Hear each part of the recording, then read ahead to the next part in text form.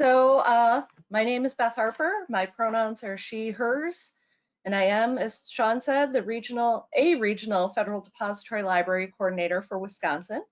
I'm based at UW-Madison's Memorial Library.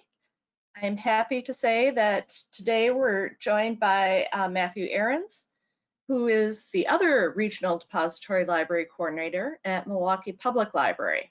And so I'm going to have Matthew speak for a few minutes. You just need to unmute your mic, Matthew, and you can start talking.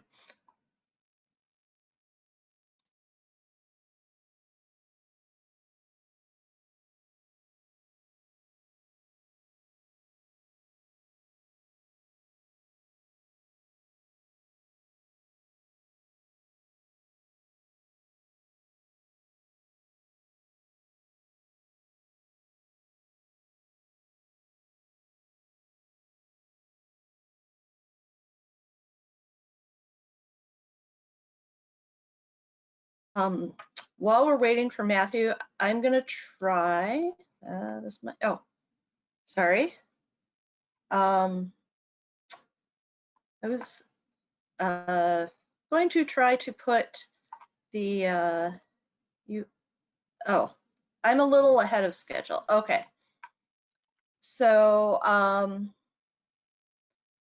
am going to take one jump ahead and give you the link for the website that I maintain for Federal Depository Library staff in Wisconsin. So I have put that in the chat as well. And that will soon be the link for where we can find discards, at least temporarily. I am going to talk about discards shortly, and probably be more accurate for me to say the lack of discards process right now. I'm going to see if I can let's see. Well, I'm going to go forward until we're joined by Matthew. So I am going to talk about the current state of federal depository, the discard process in Wisconsin. Sorry, I'm juggling between a couple of computers. So I always want to remind people of why there's a discard process, aside from the fact that the depository materials are not things that we own. They are owned by the federal government. But what we're trying to do with the discard process here is to ensure that there's as complete a collection as possible of tangible depository items here in Wisconsin. Now we try and keep collections, usually the discard process is generally feeding into the collection at UW-Madison and the Historical Society. Some states actually distribute their regional collection among different selectives, but here we've tried to keep it at UW-Madison, and then there's another regional collection at Milwaukee. We're very lucky to have both. There are some secondary purposes of the discard process as well. It is a way to help other depository libraries around the country fill in gaps in their collections. That's regionals and selectives alike, so they can best help their communities.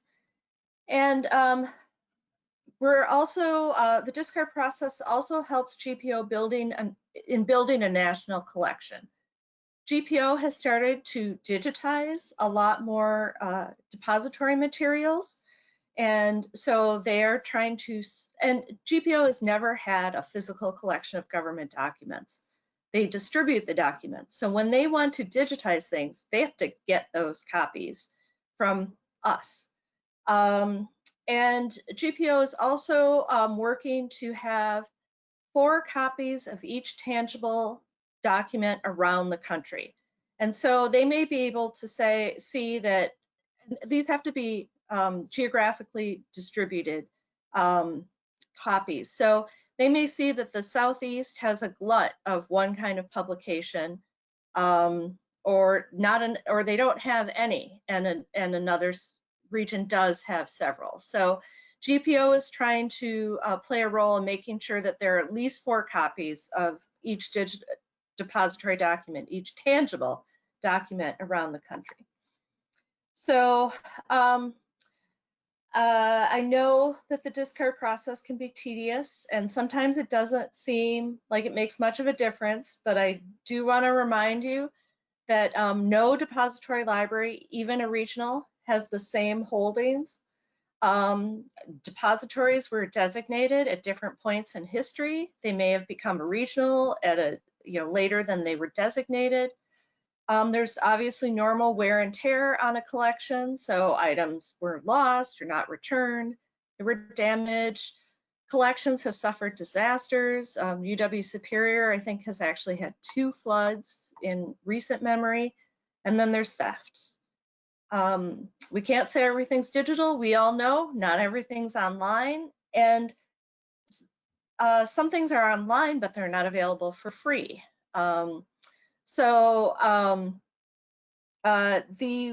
The way that libraries know that items are available is our discard process. It may not happen often that a library claims your item, but when they do, they're very happy for it. So I want to explain, for those who don't know, a little bit about the process in Wisconsin up till now. The Historical Society Library has coordinated the discard process. They are not right now an official, they are not the administrators of the regional, like they don't do all the administrative stuff. I do that at UW-Madison, but Historical Society does still house most of the regional depository collection. And it is the library that has actively been filling in gaps in its depository collection.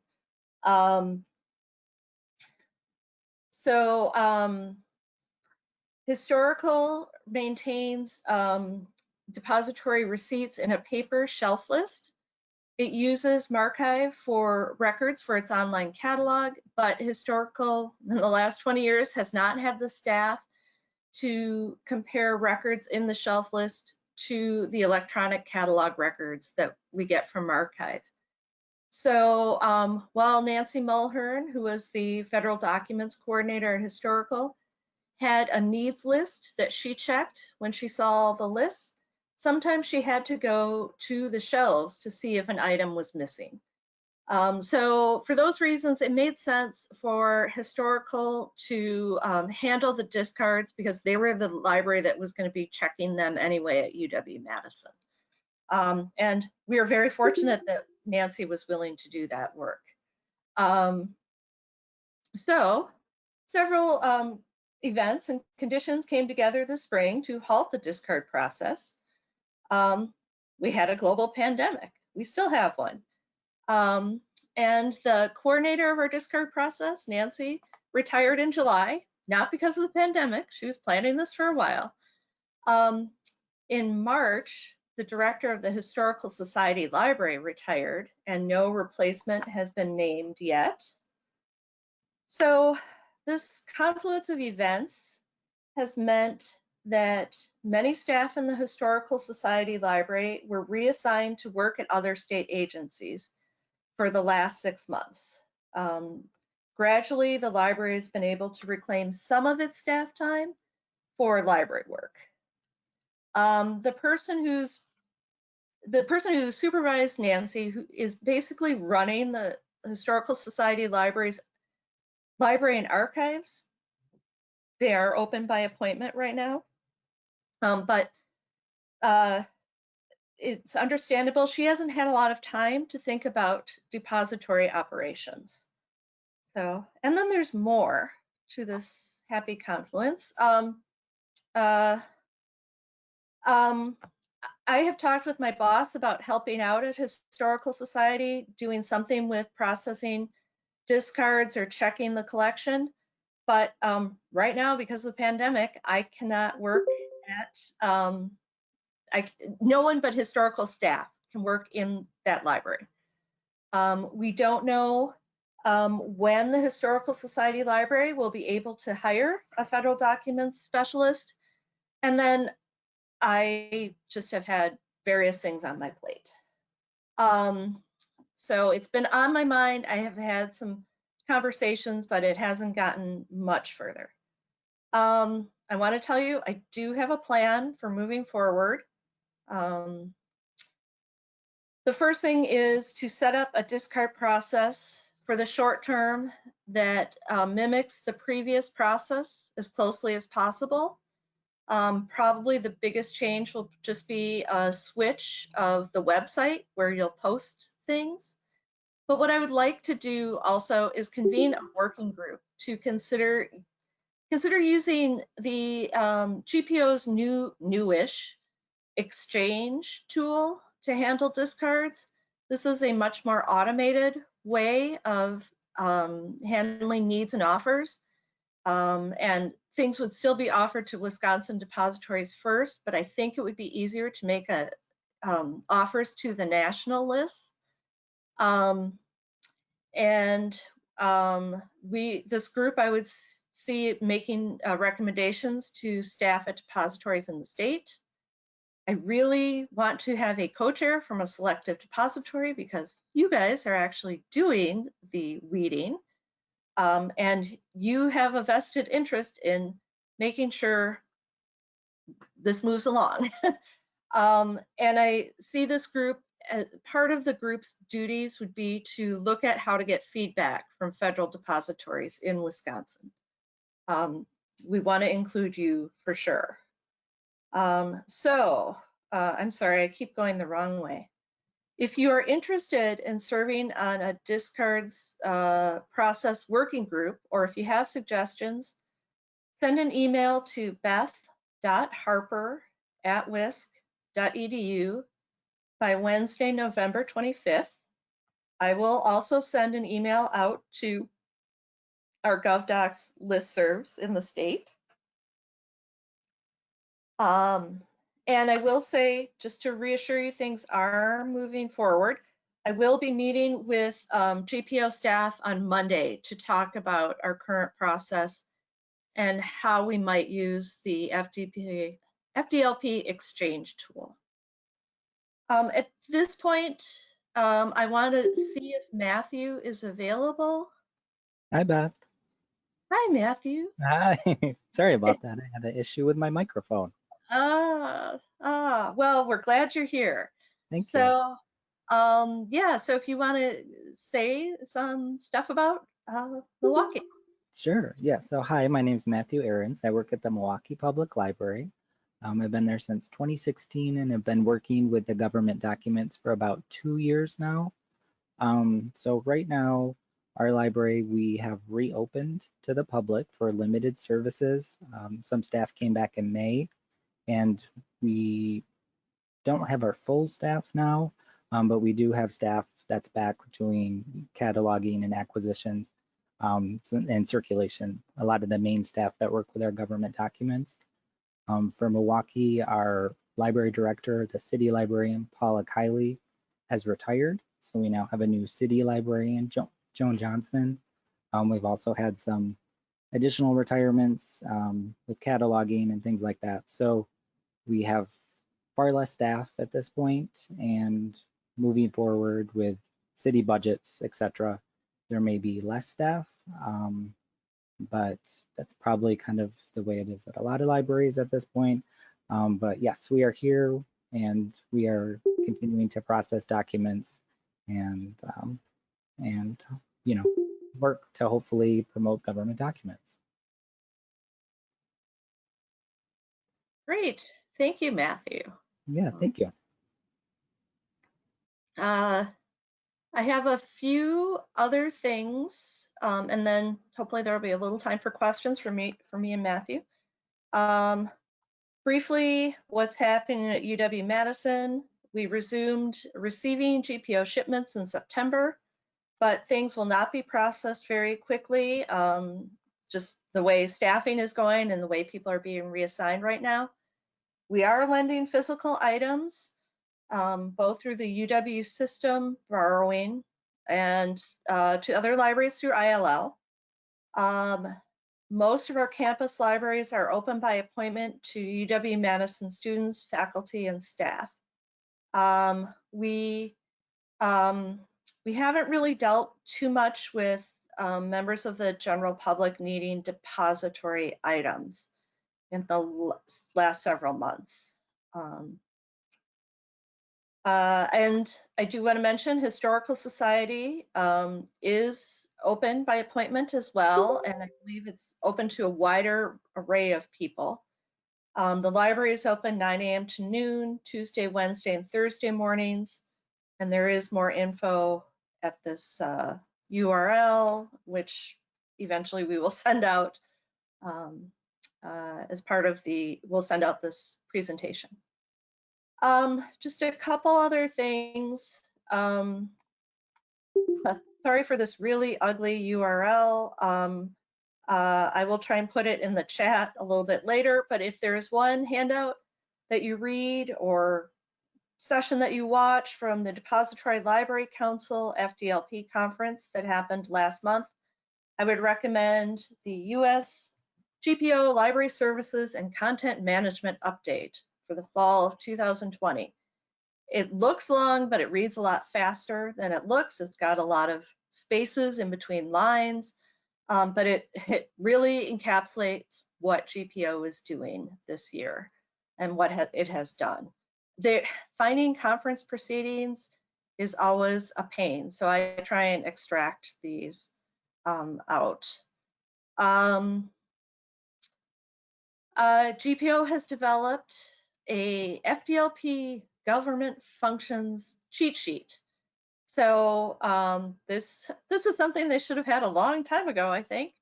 But it has links to phone numbers or email addresses or web pages where you can turn to for answers to your most commonly asked questions.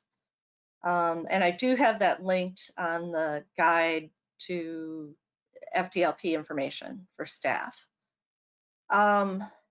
One other thing I want to mention, this actually happened in June. The Superintendent of Documents has issued new guidelines for depositories seeking to relinquish status. Now, I can't say that I've examined this document closely. I have read it and I have attended one meeting about it. I think the big thing to keep in mind about it is it's really trying to give GPO a little more latitude to come in and take documents that from libraries that are giving up depository status. I mean, I think the state regionals still get first dibs, but then GPO actually has permission to come in and take documents for digitizing or to give to other libraries. So I don't think it's a huge change, but it is a change. So I hope nobody's planning to relinquish, but yeah, with a pandemic, who knows? And this will be one of the documents that we will be recommending that you look at. Are there any questions at this point? Hi, Beth. This is John Berg from Platteville. Hi, John. Hi. I just have one quick question. We've had a little time to do some weeding, or I should say Molly Hooper has. And we sent you a couple lists like in the last months or so. How long do you think that we should kind of hang on to the materials before we kind of process them out? Or do we have permission, like if we don't hear from you? Or because right now, you know, they're just kind of mounting up. And I don't think they're you know, real relevant materials, but you know, relevant enough for us to have them in the catalog at one time. But anyhow, do you have any guidance on that? On you know, how long to keep these things once we kind of surrendered the list to you? Well, I have to say, unfortunately, I can't remember if the lists have come to me directly. I have not had a chance to look at them. And Sure. so I really would like people to wait until I officially say that you can discard the items from this list. And I will get on that this month so that I Sure. can give you that permission. I do feel like it was just, and I apologize because I know things are mounting, and I'm sure you're not the only one. But I do want to, we do have a list from Nancy of things that historical needs, and I would like to have a chance to go through and compare those. Okay, thank you, Beth. I was just curious of how long. I mean, it's not an inordinate amount of material, so I mean, we're okay just kind of putting it on a back counter, but just wanted to be sure. Yeah. And I see a couple of questions. Kate asked another one about the discards lists that were already sent before the lockdown. So things that actually appeared in March on the lists, if they were published on the Historical's website, you can discard those.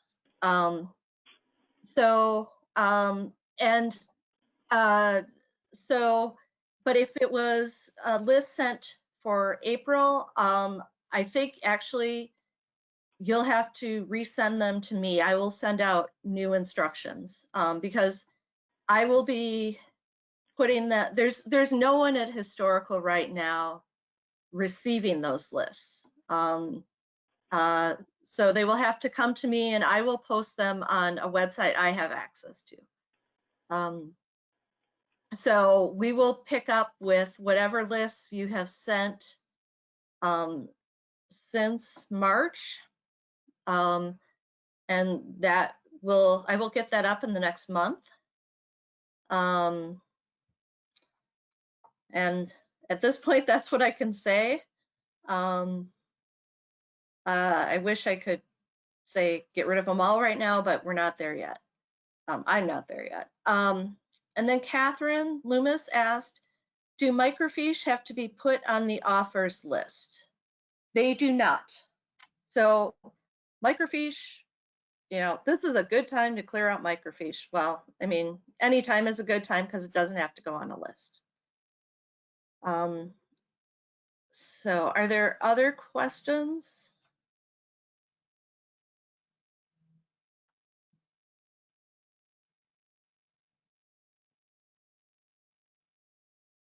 I appreciate the questions.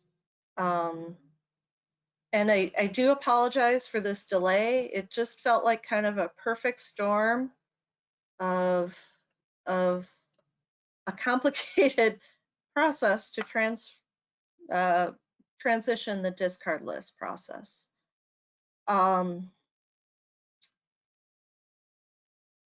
Okay. And you can also email me questions or suggestions about the discard list. Again, that's beth.harper@wisc.edu.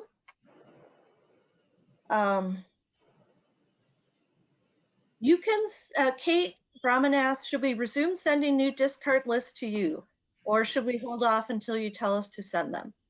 You can send them to me, but I will still be following the rules before. The 25, oops, it's me telling me I'm almost done. Lists can only be 25 pages long, and only, I think that's the limit, will be posted each month. So you can send them to me, but the process will still go on as far as the timeline. They go up, they're available to state libraries in the state for the same amount of time.